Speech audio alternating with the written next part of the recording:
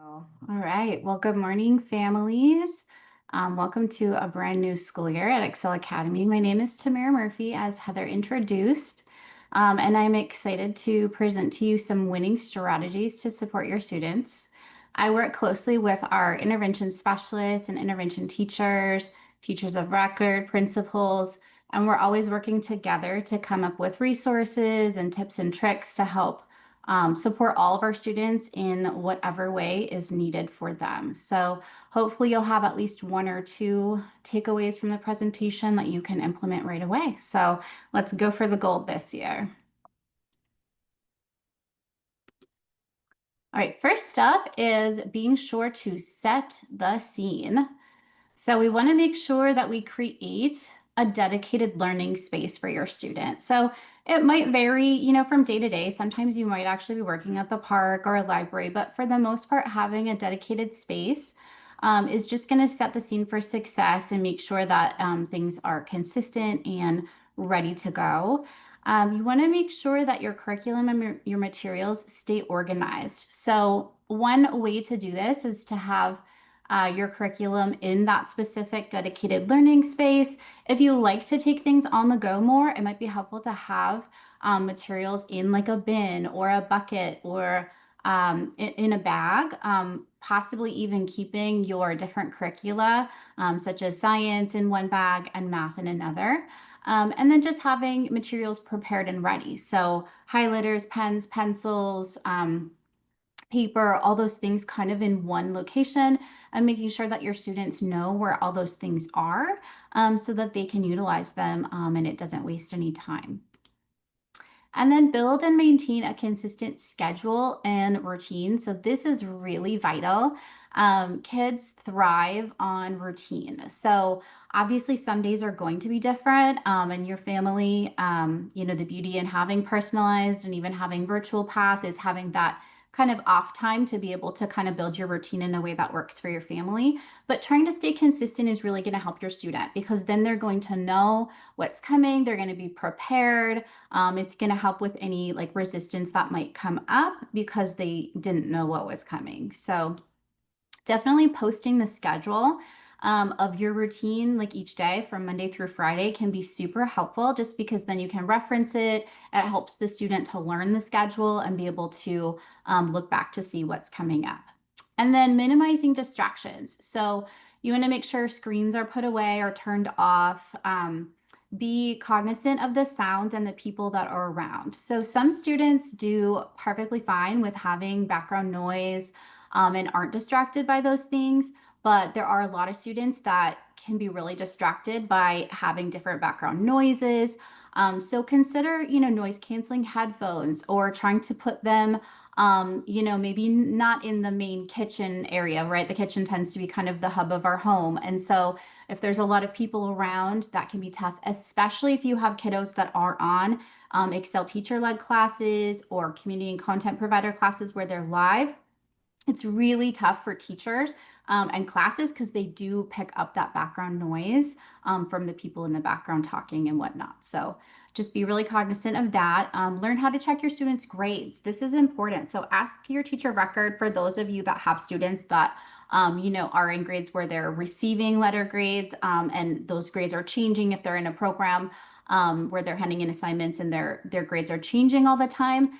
It can really help to establish this routine proactively. So to check grades together each week, if you set that up in the beginning, then your kiddo is going to know that like you're on the same team and you're not being reactive when suddenly, their grades are going down and they're not doing as well. And now you're like, okay, we need to start checking grades together. So if you just kind of set up that routine to be, looking in deeply into like their learning in progress, it's going to set you up for success.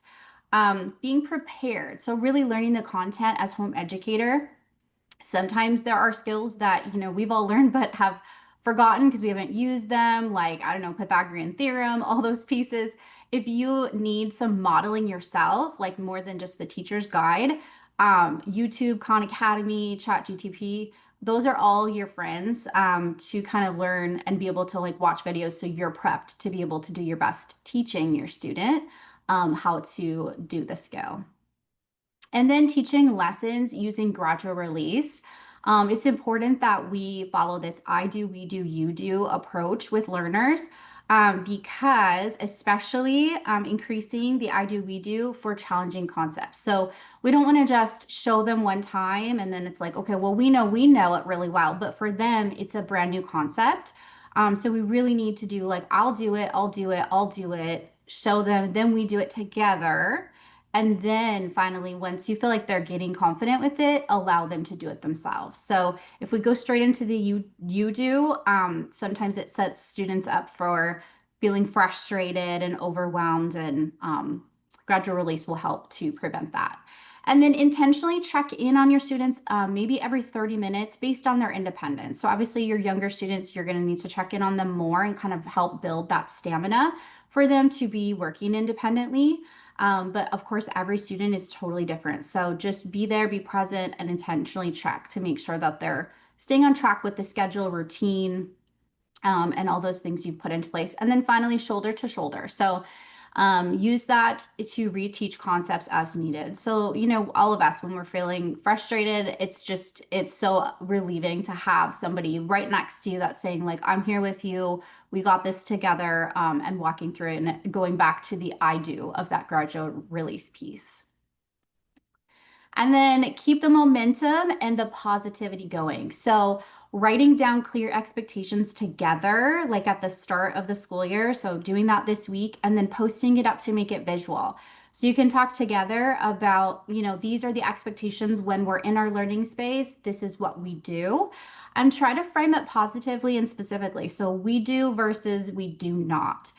So for example, in our learning space, we do, maybe it's skip a problem that we're stuck on and continue to keep going until we get to the end. So that way your kiddo isn't like getting up and coming back to you constantly, like wasting time finding you in the kitchen because they are stuck on a problem. So just kind of preventing those things that you already anticipate, or as problems come up, adding them to the expectations of, okay, if this happens, this is what you do. And then you can reference it if it's visual and post it up in the learning space.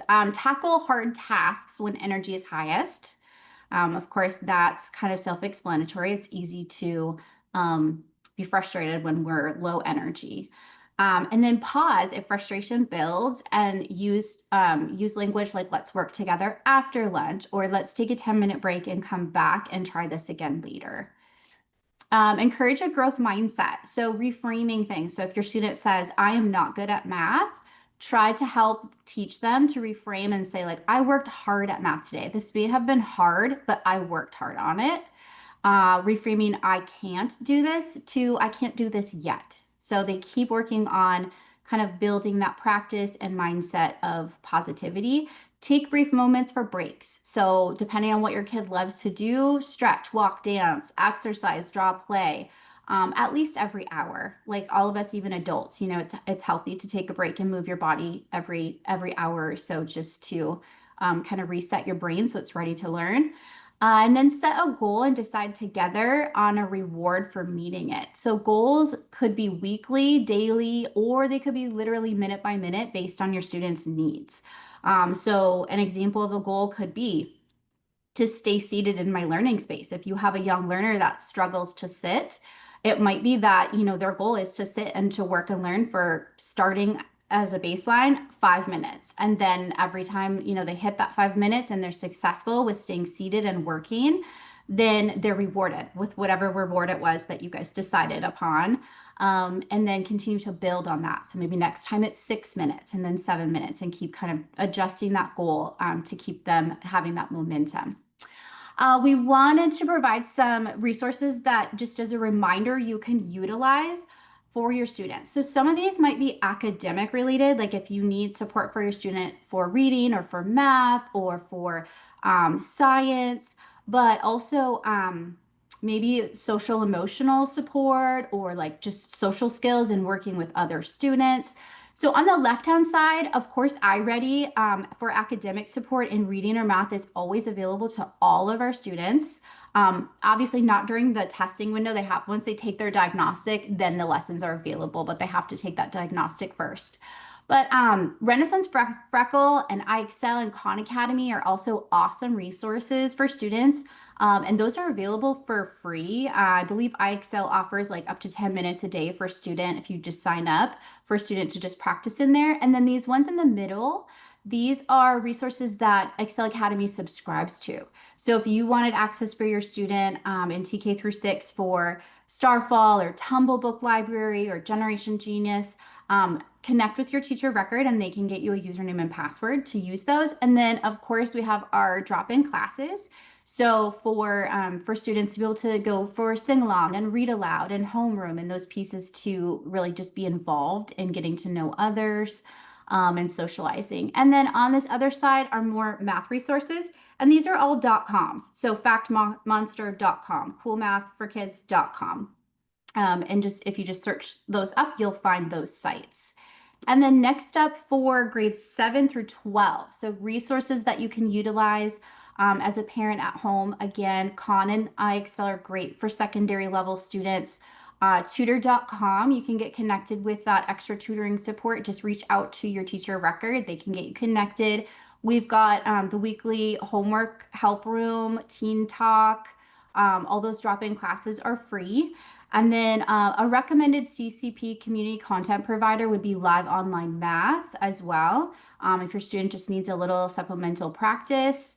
And then, of course, Freckle, Desmos.com. You can go to that for a great resource for your students for math, as well as virtualnerd.com. So also, if you're not into online, you can connect with your teacher record and they can help you with like supplemental workbook or additional practice in other ways. For another layer of support for kiddos that just need a bit more of a targeted intervention or support, the goal being to find and fill knowledge gaps for these students, we have WIN. So that stands for What I Need. And we have a few pathways for this. So the first one is WIN interventions. This one is personalized supplemental practice for students. And choices that they get to choose from are iReady, Dreambox, Lexia, or tutoring to fulfill that. And participation and progress for these students is monitored because we really want to make sure that those knowledge gaps are building up and that they're making progress in what they're doing for supplemental practice. Then we also have WIN classes. These are virtual Excel teacher led. WIN classes are for grades K through 6. We have approximately 10 students per class, so they're small sizes. And then classes are built based on analysis of student needs. So we find kids with commonalities of kind of those knowledge gap areas to work on targeting their instruction, making sure that it's super engaging as well.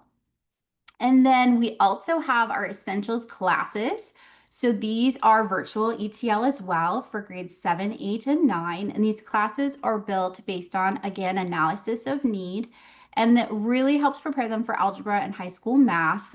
These classes are scaffolded and targeted and provide a supportive core class pathway for these students. And they offer built-in repeated practice as well as some minor accommodations to help our students learn. So finally, we really care about your child's well-being and progress at Excel Academy. We all do. So our Excel Academy team is always available to you. Connect with your tutor, whatever it is you need. They will be in contact with me through the intervention department if needed, with principals, with their colleagues as well. So we hope that you have an awesome and amazing best year yet at Excel Academy. Thank you so much.